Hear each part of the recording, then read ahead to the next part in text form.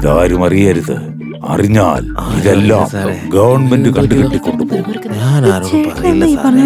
ഈ കാണുന്ന സ്വർണം മുഴുവൻ ഒരുക്കി അതിൽ നിന്ന് കിട്ടുന്ന ലാഭം എടുത്ത് റിയൽ എസ്റ്റേറ്റിലേക്ക് ഇട്ട് വീണ്ടും അതിൽ നിന്ന് കാശുണ്ടാക്കി അത് വെച്ച് പടവും പിടിച്ച് സിനിമാ ലോകത്തൊരു മുഖ്യമന്ത്രി ആവും സാറേ ഞാൻ.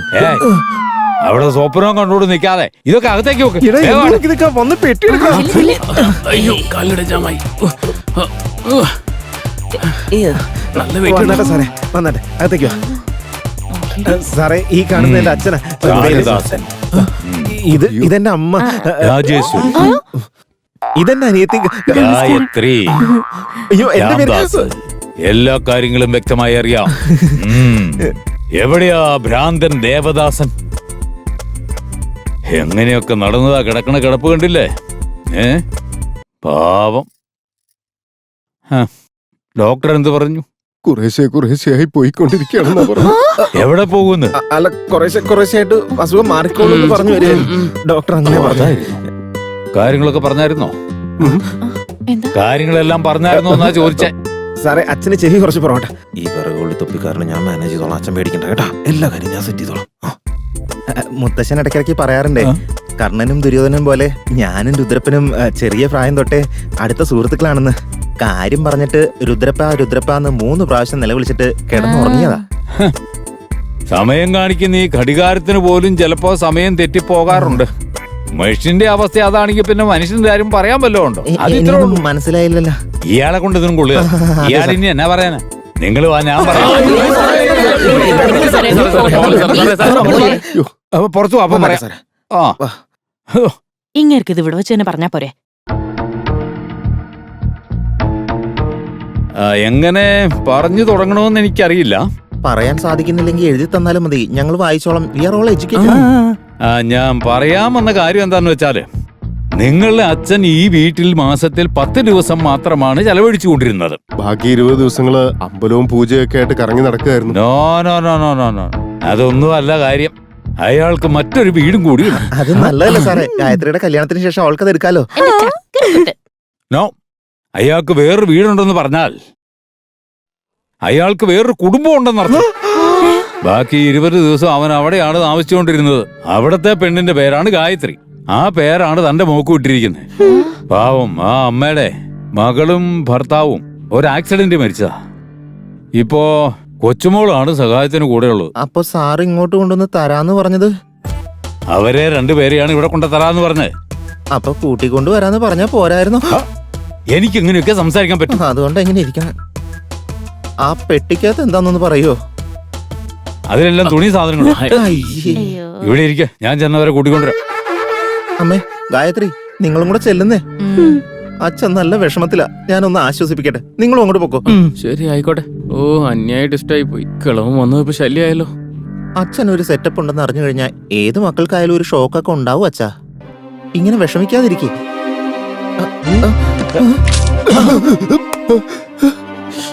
ഇവിടെ ഇരുന്ന് കിറുക്കൻ അവിടെ പോയി. പോയി അവരെ കൂട്ടിക്കൊണ്ടുവരാൻ പോയിരിക്കുക.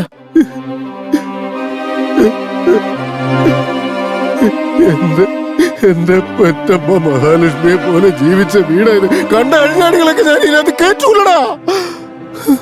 ഞാൻ തന്നെ കടം വാങ്ങി ഇവിടെ കുടുംബം മുന്നോട്ട് കൊണ്ടുപോകുന്നത്. അതിനിടയ്ക്ക് ഇവളുമാരെ കൂടി നോക്കണോ? കേട്ടില്ലടാ, ഞാൻ ഇവിടെ ഒരുത്തിയാ കേട്ടില്ല. അച്ഛാ, എത്രയോ സിനിമാക്കാരെയും രാഷ്ട്രീയക്കാരെയൊക്കെ നമ്മൾ ദിവസവും കാണുന്നതാ. ഭാര്യയെക്കാളും കൂടെയുള്ള സെറ്റപ്പുകൾക്കാ കൂടുതൽ സ്വത്ത് കൊടുത്തിരിക്കുന്നത്. നമ്മുടെ മുത്തശ്ശൻ കൊടുത്തിരിക്കുന്ന കാശിന് കണക്കും തേങ്ങയും ഒരു കോപ്പുമില്ല. ഇനി ചിലപ്പോ സെറ്റപ്പിന് മുത്തശ്ശൻ എല്ലാ കാശും കൂടെ എടുത്ത് കൊടുത്തിട്ടുണ്ടാവോ?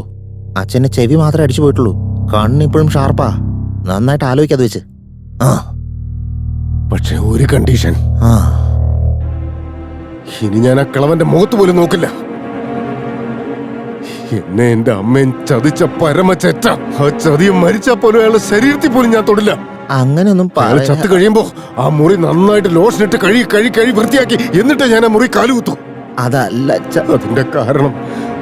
അതിന്റെ കാരണം എന്താന്ന് നിനക്കറിയോടാ? എന്റെ അമ്മ മഹാലക്ഷ്മിയെ പോലെ ജീവിച്ച വീടാണ് ഇത്. നിനക്കറിയോടാ? അയാൾ മരിച്ചു കഴിയുമ്പോ അയാൾക്ക് വേണ്ട ഒരു കർമ്മങ്ങളും ഞാൻ ചെയ്യൂല. ഇത് എന്റെ പെറ്റമ്മയാണ്. സത്യം.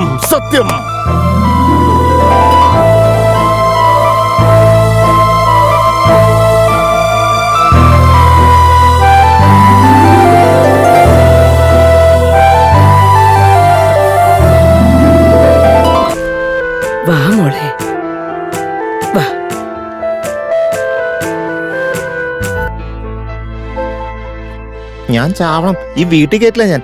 അവരെ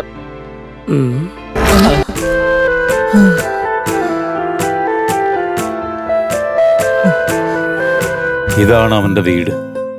നടക്ക. നിങ്ങളുടെ അമ്മയുടെ സ്ഥാനത്താണ് ഗായത്രി ദേവി. നമസ്കാരം അമ്മേ. പിന്നെ ഇത് കൊച്ചുമകള്, അവളുടെ പേര് നന്ദി. നമസ്കാരം. ഇവരാണ് നിങ്ങളുടെ മരുമകള് രാജേശ്വരി. ഇത് ഇവരുടെ മകളാ ഗായത്രി. അതെ, നിങ്ങളുടെ പേര് തന്നെയാ. വാ മുത്തശ്ശി, അകത്തേക്ക് ഗായത്രി. വന്നാട്ടെ.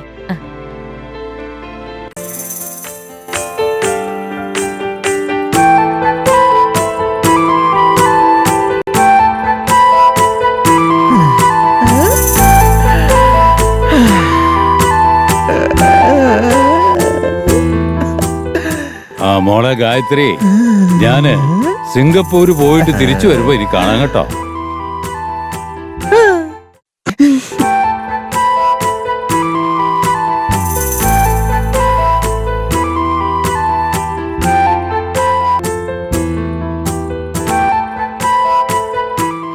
എടാ നാണം കെട്ടവനെ, നീ അവരുടെ കൂടെ കൂടി പാട്ടും കൂത്തുമായിട്ട് ഇറങ്ങിയല്ലേ?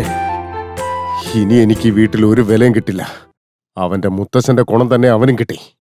നോക്കട്ടെ എവിടം വരെ പോകും നോക്കാം.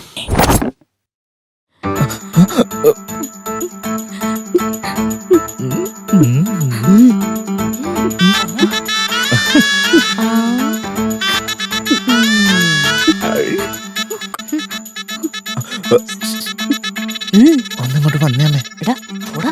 എന്നൊന്ന് പരിചയപ്പെടുത്തു. ഓ, നിക്ക്, പരിചയപ്പെടുത്താം. അമ്മേ, ഇവനാണ് എന്റെ മൂത്ത മോൻ. പേര് ആശീർവദിക്കുന്ന മുത്തശ്ശി. അനുഗ്രഹിക്കൂ. എഴുന്നേക്ക് മോനെ.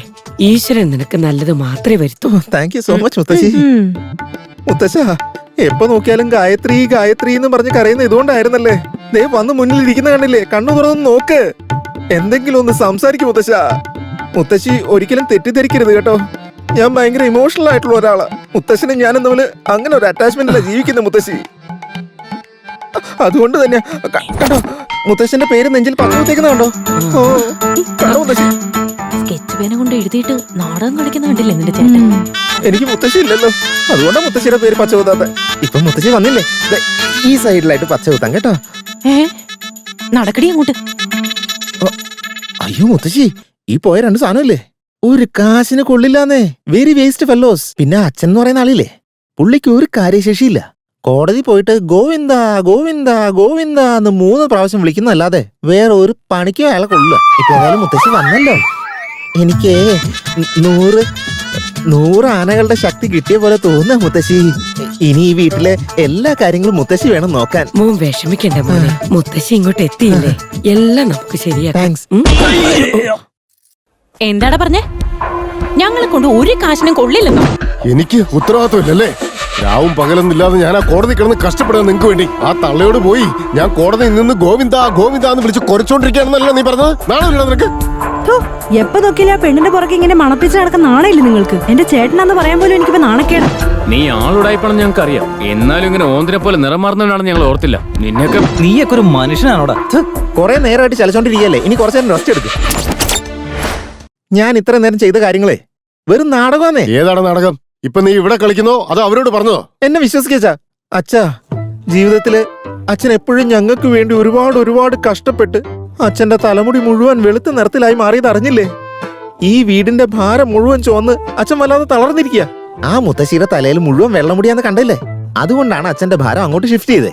അച്ഛൻ നല്ല കറുത്ത ഡൈ അടിച്ചിട്ട് സമാധാനമായിട്ട് സന്തോഷമായിട്ട് ഇരുന്നൂടെ അച്ഛാ. അതിനുവേണ്ടിയാ ഞാൻ അഭിനയിച്ചേ. പിന്നെ അമ്മ എന്താ വിചാരിച്ചേ? അമ്മ ഈ താലിമാല മാത്രം ഇട്ടോണ്ട് എത്ര കാലമാണ് ജീവിക്കുന്നത്? ഇത്രയും കാലത്തിനിടയ്ക്ക് അച്ഛൻ വല്ല സ്വർണ്ണം വാങ്ങിച്ചു തന്നിട്ടുണ്ടോ അമ്മയ്ക്ക്? അതുകൊണ്ടാണ് ആ മുത്തശ്ശിയുടെ കഴുത്തിൽ കിടക്കുന്ന സ്വർണം മുഴുവൻ അമ്മയുടെ കഴുത്തിലേക്ക് മാറ്റി. അമ്മയെ ഒരു ഭഗവതിയെ പോലെ കാണാൻ ആഗ്രഹം കൊണ്ടാ.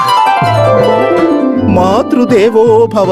എന്റെ പ്രിയപ്പെട്ട അനിയത്തി, എത്ര നാള് നീ ഈ പഴയ തുണിയൊക്കെ ഇട്ടോണ്ടിരിക്കും? അവളുടെ ഡ്രസ്സ് മുഴുവൻ നിനക്ക് കിട്ടിക്കഴിഞ്ഞാ നിനക്ക് അവളെ പോലെ മോഡേൺ ആയി മാറിക്കൂടെ? അതിന് വേണ്ടേ? ഞങ്ങൾക്കൊന്നും ഇല്ലേ? എന്റെ കൈ നിനക്കല്ലേ? അത് ഞങ്ങളുടെ ഉണ്ടല്ലോ. അപ്പൊ ഇന്നത്തെ പാർട്ടി ഫിക്സ്. എടാ, എന്ത് കാര്യം നടന്നാലും നീ എന്തിനാ പാർട്ടി ചോദിക്കുന്നേ? നിങ്ങളെ പോലെ കുറെ കുടിയന്മാരുള്ളോണ്ട കാലത്ത് തന്നെ ബാറൊക്കെ ഓപ്പൺ ആക്കി വെക്കുന്നത്. ശരി, നീ വിഷമിക്കൊന്നും വേണ്ട. ദാ ഇത് വെച്ചോ, രണ്ടുപേരും ഷെയർ ചെയ്തേക്കണം കേട്ടാ. ഒരുത്തി ഇവിടെ വന്നു കയറിയപ്പോ ഞങ്ങളൊക്കെ വേണ്ടാതായാലും നിനക്ക് എന്ത് പറയാനാ? കലികാലം തന്നെ. കലികാലം ആയാലും ജീവിച്ചു പോവാൻ ഇതൊക്കെ ചെയ്യണം അളിയാ. Be careful. എല്ലാരോടും പറഞ്ഞൊരു വഴിക്കാക്കിയിട്ടുണ്ട്.